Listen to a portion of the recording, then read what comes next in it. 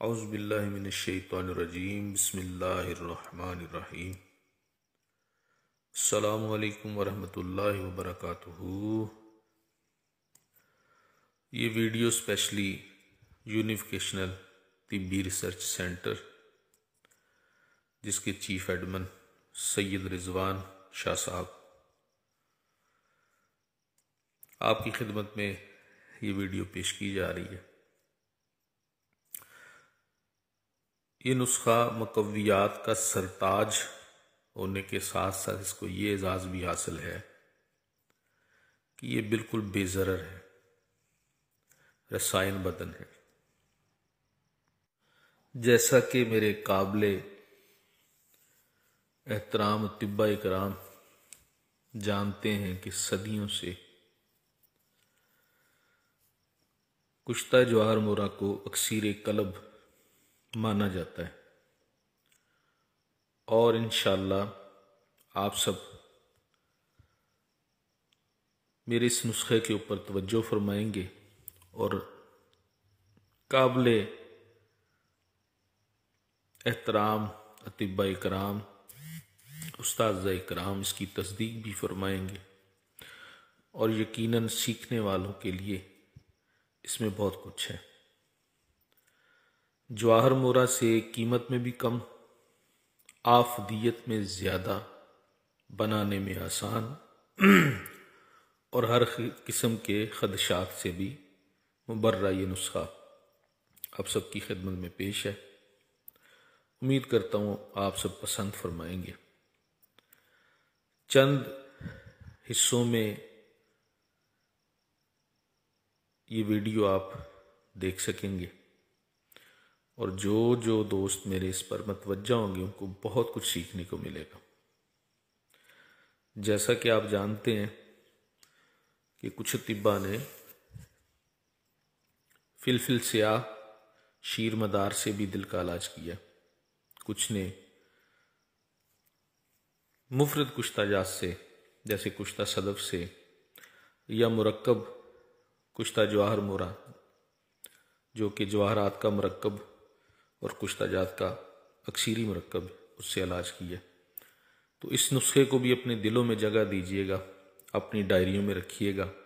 चंद किस्तों के ऊपर ये आपकी खिदमत में ये नुस्खा पेश कर रहा हूँ, तो इस पर आपकी तवज्जो चाहता हूँ। लीजिए दोस्तों, सबसे पहले हम ज़ाफ़रान को अर्के गुलाब सैतशा यानी 3 आतशा के अंदर इसको भिगो देंगे, ताकि जब तक हम दूसरी अद्वियात की पिसाई करें तो ये काफ़ी हद तक इसके अंदर हल पजीर हो जाएगा और नरम हो जाएगा, जो कि आगे चल के इसको खर्ल करने में आसानी हो जाएगी। खर्ल भी कई अक़साम के होते हैं, इस वीडियो में आप तरह तरह के खर्ल भी देखेंगे, सबका अलग अलग से काम होता है। बस ये याद रखें, ये भी एक नुक्ता है, नुस्खे अच्छे बनाने के लिए अच्छे नकात का सीखना बहुत ज़रूरी है। तो कोशिश कीजिएगा इस नुस्खे के अंदर कहीं भी किसी भी पसाई या रगड़ाई वाली मशीन का इस्तेमाल ना किया जाए, कि उससे अज्जा की ताकत व तासीर में फ़र्क पड़ता है। ये जी दोस्तों, अंबर को हमने थोड़ा सा पहले कश कर लिया, ये काफ़ी नरम होता है, और कस्तूरी है, और ये तुख्म इलाची खुर्द यानी सब्ज़ इलाची के तुख्म है, और देसी अजवाइन। तो सबसे पहले हम सब्ज़ इलाची की जो बीज है इनको कूटेंगे, और फिर इसके साथ अंबर और कस्तूरी को शामिल करेंगे।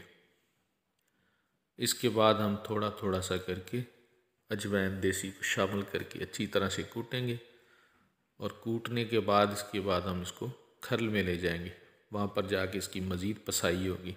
जैसे कि मैंने पहले बताया कि इस नुस्खे के अंदर कटाई या पसाई के लिए कोई मशीन का इस्तेमाल ना करें। और याद रखें, कदीमी तिब्बा इकराम ने भी अपनी ब्याज़ों के अंदर ये बातें तहरीर की हैं, और आज भी हमारे उस्ताद इकराम बताते हैं कि जितना आप अवान दस्ता और खरल का अच्छा इस्तेमाल करेंगे, यानी जितनी अच्छी कुटाई और पसाई करेंगे उतनी दवाई के अंदर बरकी रौ पैदा होती है, उसकी ताकत व तासीर बहुत तेज़ हो जाती है। और ऐसे नुकात को ज़हन नशीन रखना चाहिए। ठीक है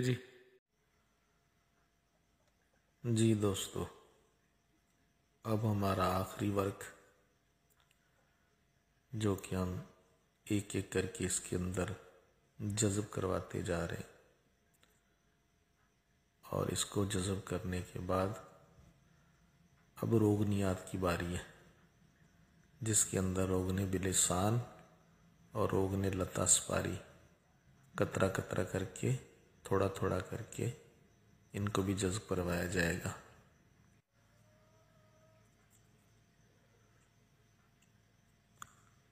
जैसे कि हमने पहले अर्कियात को जज़ब करवाया था। अर्कियात जज़ब होने में ज़्यादा देर नहीं लेते, ज़्यादा वक्त नहीं लगता, जबकि रोगनियात पे थोड़ा मेहनत ज़्यादा होती है, क्योंकि इनको जज़ब करवाना थोड़ा मुश्किल होता है, क्योंकि ये आयल है, तो आयल को जज़ब करवाने में थोड़ा वक्त लगता है। उसमें खर्ल करना और बतदरीज खर्ल करते जाना वक्फे वक्फे से ज़रूरी है। इसमें इस नुक्ते को ज़हन में रखें, जब खर्ल करते हुए जब ख़ास तौर पर आप रोगनियात जज़ब करवा रहे हो, तो जब देखें कि थोड़ा सा दवाई में हीट आ गई है तो थोड़ा सा रुक जाए, खर्ल के अंदर मौजूद दवाई को थोड़ा ठंडा होने दें और उसके बाद से फिर खरलाई शुरू कर दें। इन चीज़ों को समझें। लीजिए दोस्तों, आब लहसुन मुकम्मल जज़ब करने के बाद अब गोल्ड लीफ यानी वर्क तिला, सोने के वर्क और चांदी के वर्क एक एक करके इसके अंदर खर्ल किए जाएंगे, जज़ब करवाए जाएंगे। एक वर्क सोने का, एक वर्क चांदी का, इसी तरतीब से इसके अंदर इसको जज़ब करवाया जाएगा और खर्ल किया जाएगा। याद रखिए, जितनी आप अक्सीर चीज़ बना रहे हैं उस पर उतनी ही तवज्जो और मेहनत की ज़रूरत होती है। अगर मैं इस सारे नुस्खे की मुकम्मल वीडियो सेंड करता तो बहुत ज़्यादा वीडियो लंबी हो जाती, जो कि बोरियत का बायस बनती है। इसलिए वक्फे वक्फे से स्टेप बाय स्टेप हर चीज़ आपके सामने पेश कर रहा हूँ, ताकि आपको समझने में, सीखने में आसानी हो। उस्ताज़ कराम तो बाखूबी समझ जाते हैं, लेकिन जो स्टूडेंट्स हैं, सीखने वाले तालिब इल्म हैं, उनके लिए ये चीज़। अर्कियात को मुकम्मल जज़ब करवाने के बाद माशाल्लाह हमारी मेडिसिन जो है काफ़ी नरम और लतीफ़ हो चुकी है। अब इसके अंदर हम आब लहसुन देसी थूम का जो पानी है, इसको थोड़ा थोड़ा करके जज़ब करवाएंगे। इसी तरतीब से स्टेप बाय स्टेप आपको सब कुछ दिखाया जा रहा है।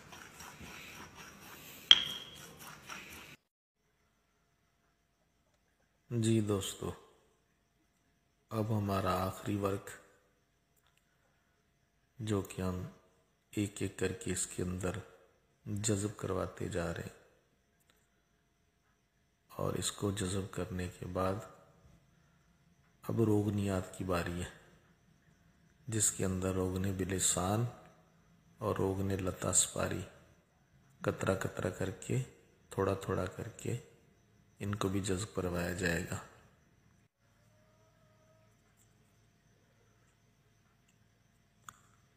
जैसे कि हमने पहले अर्कियात को जज़ब करवाया था।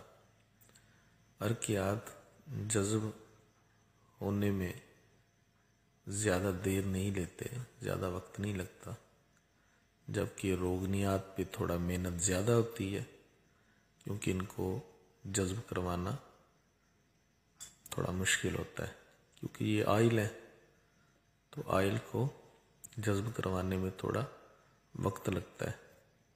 उसमें खर्ल करना और बतदरीज खर्ल करते जाना वक्फे वक्फे से ज़रूरी है। इसमें इस नुक्ते को ज़हन में रखें, जब खर्ल करते हुए जब ख़ास तौर पर आप रोगनियात जज्ब करवा रहे हो तो जब देखें कि थोड़ा सा दवाई में हीट आ गई है तो थोड़ा सा रुक जाएं, खर्ल के अंदर मौजूद दवाई को थोड़ा ठंडा होने दें और उसके बाद से फिर खरलाई शुरू कर दें। इन चीज़ों को समझें। जी दोस्तों, रोगनियात मुकम्मल जज्ब करवाने के बाद ये है मलका शहद। बहुत सारे और अक्सर अतीबा इसको नहीं जानते होंगे। ये बड़ी ही ज़बरदस्त किस्म की चीज़ है। हर छत्ते के अंदर ये शहद सिर्फ जो मधुमक्खियाँ शहद की मक्खियों की मलका हुआ करती है, ये सिर्फ उसके लिए तैयार किया जाता है और मलका मक्खी सिर्फ इसी को खाती है। और इसकी एक ख़ास निशानी है खालिस की कि इसको आधा चावल बराबर भी आप ज़ुबान पर जब चखेंगे तो इसका इतना तेज़ टेस्ट होता है, इतना ये मुतहर्रक है मलका शहद कि आपकी ज़ुबान स्वेल हो जाती है, सोजिश में आ जाती है और ऐसे लगता है जैसे बहुत सारी चींटियाँ हमारी ज़ुबान को काट रही हैं। इतनी ताकतवर चीज़ है ये। और इस अक्सीर का ये भी एक ख़ास हिस्सा है। ये हमारे जिस्म के अंदर हर किस्म के मुज़र बैक्टीरियाज़ को ख़त्म करता है। बहुत बड़ा एंटीबायोटिक है। और अब हम इसको आखिर के अंदर जज्ब करवा रहे हैं। यकीनन इस सारे अज्जा को जो मेरे काबिल एहतराम उस्ताद इकराम अतिब्बा कराम है वो अच्छी तरह से समझ सकते हैं और सीखने वालों के लिए इसमें बहुत कुछ है।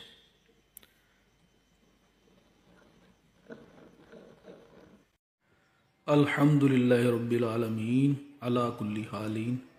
दोस्तों, अल्लाह पाक के फ़ज़ल से ये नुस्खा हमारा मुकम्मल हुआ। जब ये गोली बनाने के काबिल मवाद हो जाए तो आप इसकी 2 रत्ती से 4 रत्ती तक टैबलेट बना सकते हैं, या इसको शहद मिलाकर माजून की शक्ल दे सकते हैं, या फिर मुकम्मल खुश्क होने पर 250 से लेकर 500 मिलीग्राम तक कैप्सूल बना सकते हैं। मरीज़ और मर्ज़ की दर्जाबंदी को देखते हुए मुनासिब अदरका के साथ नाश्ता से आधा घंटा पहले और नाश्ते से बाद देनी हो तो 2 घंटे बाद नीम गर्म पानी में शहद मिलाकर भी दे सकते हैं, या किसी भी मुनासिब अदरका के साथ दे सकते हैं। मैं इसके साथ ही करके कल भी लगाता हूँ। इंशाल्लाह अगर आपने ये वीडियो पसंद की, इसको लाइक किया, हमारे चैनल यूनिफिकेशन को शेयर किया, तो मैं इस पर एक मुफस्सल इसके फ़वाइद और इसके असरात पर एक वीडियो बनाकर आपकी खिदमत में पेश करूँगा। अपनी दुआओं में याद रखिएगा और इसको बनाइएगा। ये बड़ी ही कामयाब चीज़ है। मुअज़्ज़म बंदा हकीर हूँ, तालिबे निगाह फ़कीर हूँ। दुआ है कि अल्लाह पाक आपको सेहत व सलामती से नवाजे, खैर वाफ़ियत और बरकतों से नवाजे। अल्लाह पाक आपके हाथ में शिफा पैदा। लीजिए दोस्तों, हुब्बे क़ल्बी हकीम मुअज़्ज़म वाली, जो कि मुक़व्वियात का सरताज अक्सीर है, इसका मुकम्मल और कामिल नुस्खा आप सबकी पेश नज़र है। इसको बनाइए, दूसरों को फ़ायदा दीजिए और ख़ुद फ़ायदा लीजिए। और इसके